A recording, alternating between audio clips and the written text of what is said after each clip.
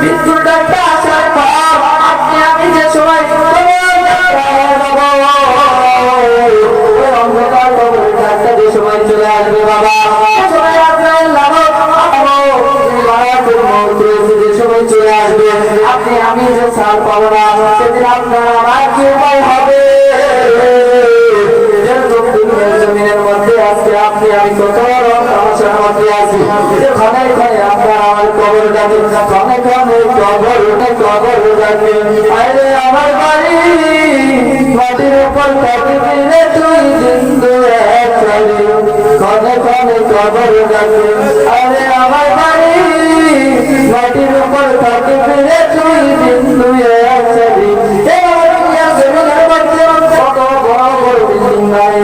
কত বড় সুন্দর ঘর বানাইছো, কত সুন্দর ঘরের ব্যবস্থা করছো।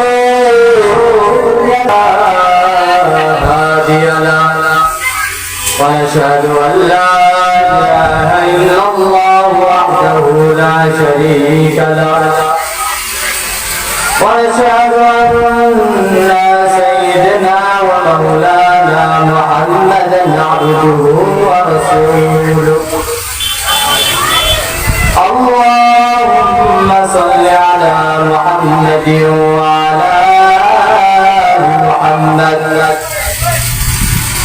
كما صليت على إبراهيم وعلى آل إبراهيم إنك حميد مجيد اللهم بارك على محمد وعلى آل محمد كما باركت على إبراهيم وعلى آل إبراهيم إنك حميد مجيد गोटी बाजार केंद्रीय जामे मस्जिদের उन्नयन करते वार्षिक तफसीर कुरान व माहफिल 2024 আজকে এই মাহফিলে উপস্থিত হয়েছেন আজকের মাহফিলের প্রধান মেহমান সারা বাংলার আলোড়ন সৃষ্টিকারী বিশিষ্ট ইসলামী চিন্তাবিদ হযরত মাওলানা কবিরুজ্জামান লাবিব সাহেব। আরো আজকে উপস্থিত হয়েছেন হরিপুর উপজেলার বিভিন্ন দলের নেতৃবৃন্দ। সকলকে জানাই আমার অন্তরস্থল থেকে সালাম, আসসালামু আলাইকুম ওয়া রাহমাতুল্লাহি ওয়া বারাকাতুহু। আল্লাহ রাব্বুল আলামিন দুনিয়ার জমিনকে সৃষ্টি করেছেন তিনার নিয়ামত দ্বারা। দুনিয়ার জমিনের মধ্যে মানুষ সৃষ্টি করেছেন তিনার ইবাদত করার জন্য। আল্লাহ রাব্বুল আলামিন দুনিয়ার জমিনের মধ্যে মানুষকে এজন্য সৃষ্টি করেছেন তিনার ইবাদত করার জন্য। যে দুনিয়ার জমিনের মধ্যে মানুষের নিয়ামতের ব্যবস্থা করেছেন, যে দুনিয়ার জমিনের মধ্যে মানুষের জন্য অসংখ্য অগণিত নিয়ামতের ব্যবস্থা করেছেন। কারণ যে এই দুনিয়ার জমিনের নিয়ামতের বান্দা ভোগ করবে আর তিনার ইবাদত করবে, তিনার কাজ করবে। যেরকম দুনিয়ার জমিনের মধ্যে যদি কোনো মানুষকে কাজের জন্য নেওয়া হয়, রাত্রিবেলা যেরকম তাকে কাজের বিনিময়ে কিছু টাকা দেওয়া হয়, সেরকমই আল্লাহ রাব্বুল আলামিন আপনাকে আমাকে দুনিয়ার জমিনের মধ্যে পাঠাইছেন। যে দুনিয়ার জমিনের মধ্যে পাঠাইছেন যে তিনার ইবাদত করার জন্য, তিনার কাজ করার জন্য।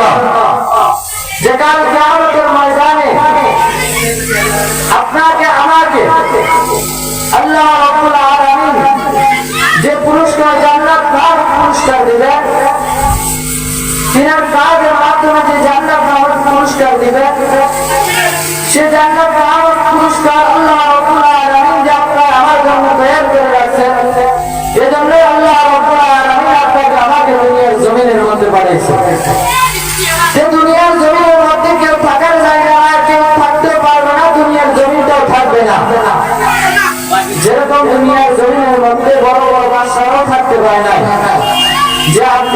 দুনিয়ার জমিনের মধ্যে থাকতে পারবো না।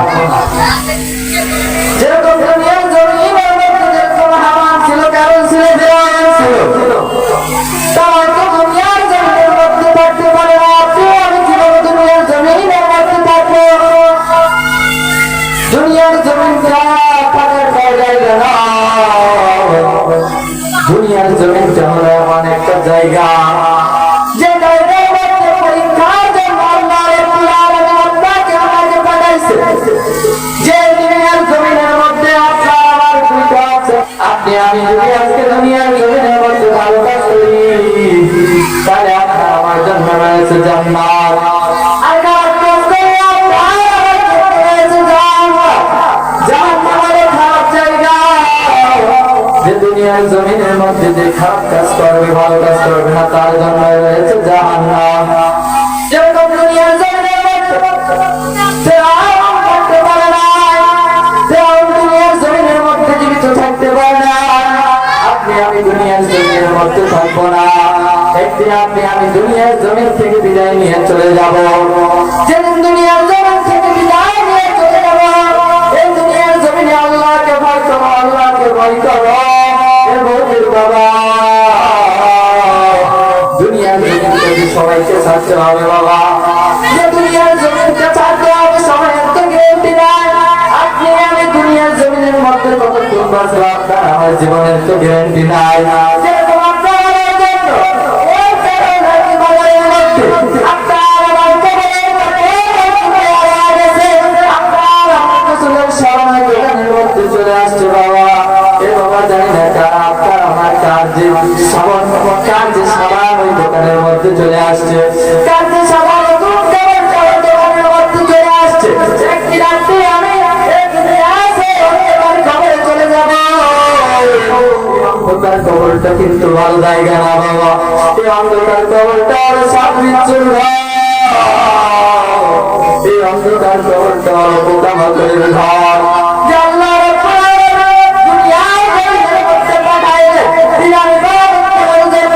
দুনিয়ার জমিনের মধ্যে পাঠালেন কিনা কাজ করার জন্য। দুনিয়ার জমিনের মধ্যে বাবা আপনাকে আমাকে পাঠায় নাই যে দুনিয়ার জমিনের কাজ করার জন্য। আল্লাহ রাব্বুল আলামিন দুনিয়ার জমিনের মধ্যে আপনাকে আমাকে পাঠাইছেন দিনের কাজ করার জন্য। আজকে আপনি আমি যদি আল্লাহকে ভুলে যাই, তাহলে কিয়ামতের ময়দানে কিন্তু আপনি আমি কেউ ছাড় পাবো না। যেরকম নবীর ভাষায় কবি বলে, হঠাৎ আজরাইল পাঠাইয়া করে নিতে পারে তুলিয়া, কিসের আশায় এলে মন মালিকের ভুলিয়া, ও তুই মালিকের ভুলিয়া। হঠাৎ আজরাইল পাঠাইয়া করে নিতে পারে তুলিয়া, কিসের আশায় এলে মন মালিকের ভুলিয়া, আমার মালিকের ভুলিয়া। ও তবে রেশমি পোশাক সোনালি, ও তবে রেশমি পোশাক সোনালি, কিন্তু সাজনের আকুলিয়া, কিসের আশায় এলে মন মালিকের ভুলিয়া, আমার মালিকের ভুলিয়া। সে বাবা দুনিয়ার জমিনের মধ্যে মালিকের ভুলে যায়। দুনিয়ার জমিনের মধ্যে এই রেশমি পোশাক সোনালি, আপনার এই রেশমি পোশাক সোনালি সোনালি মন থাকে না বাবা। এই দুনিয়ার জমিনের মধ্যে আপনি কত সুন্দর ভালো কাপড় পরে হাঁটি, কত সুন্দর ভালো কাপড় আপনার আমার শরীরের মধ্যে থাকে, কিন্তু যেদিন ওই মৃত্যুর ডাকটা চলে আসবে, সেদিন কালকে আমাদের ময়দানটা চলে আসবে। মৃত্যুর ডাকটা আসার পর আপনি আমি যে সময়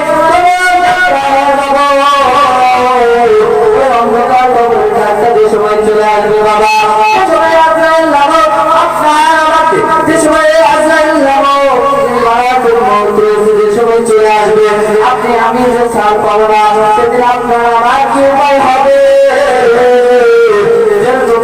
জমিনের মধ্যে আজকে আপনি আমি কত সমস্যার মধ্যে আছি, যে ক্ষণে ক্ষণে আপনার আমার কবর ডাকে, ক্ষণে ক্ষণে কবর ডাকে। আরে আমার বাড়ি মাটির উপর কাটি দিলে তুই জিন্দু ক্ষণে ক্ষণে কবর ডাকে। আরে আমার বাড়ি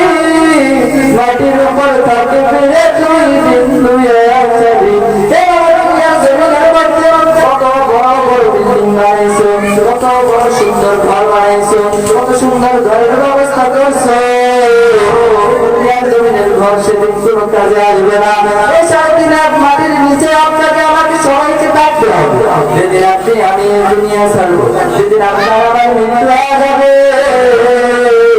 সেদিন আপনার আমার ছেলে কেউ বড় কাছে আসবে না, কেউ হয়তো ব্যস্ত হয়ে যাবে কবর খননের জন্য, কেউ ব্যস্ত হয়ে যাবে কাপড় কাটার জন্য, কেউ ব্যস্ত হয়ে যাবে ওই কাটার লাগি বাজার থেকে কাপড় নিয়ে আসবে, আপনাকে আমাকে এমন সাজা দিল। যদি এই রাত্রে আমি দুনিয়ার জমিনের মধ্যে আসছিলাম এমন সুন্দর ভাবে